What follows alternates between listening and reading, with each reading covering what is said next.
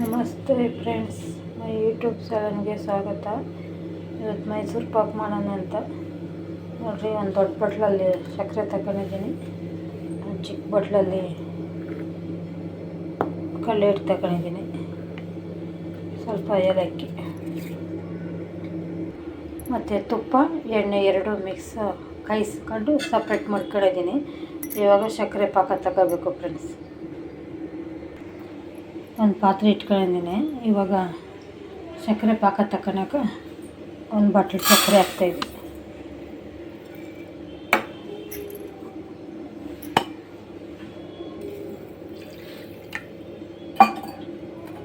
ನೋಡಿರಿ, ಮುಕ್ಕಾಲು ಕಪ್ಪು ನೀರು,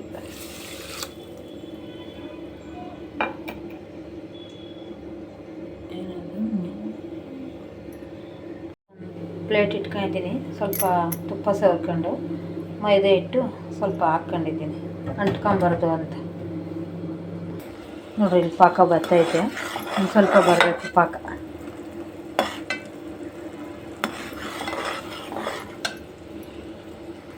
ನೋಡಿ ಫ್ರೆಂಡ್ಸ್, ಸ್ವಲ್ಪ ಏಲಕ್ಕಿ ಹಾಕೋಣ, ಸ್ಮೆಲ್ ಚೆನ್ನಾಗಿದೆ.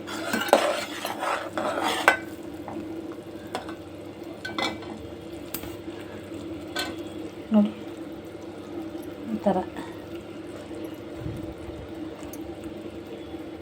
ಹಿಂಗೆ ಬಂತು ನೋಡಿ. ಈ ಥರ ಇದ್ದರೆ ಪಾಕ ಆಗೈತೆ ಅಂತ ಫ್ರೆಂಡ್ಸ್.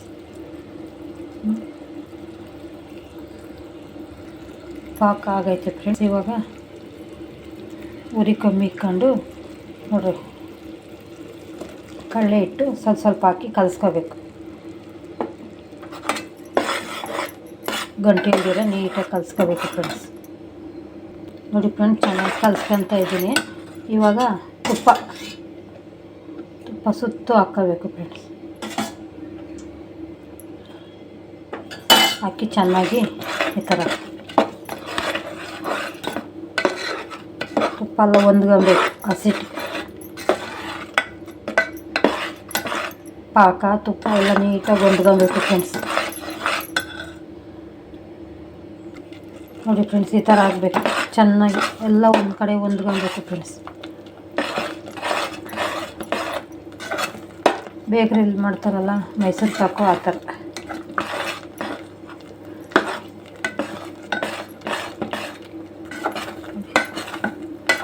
ತಳ ಅಂಟ್ಕೊಬಾರ್ದು.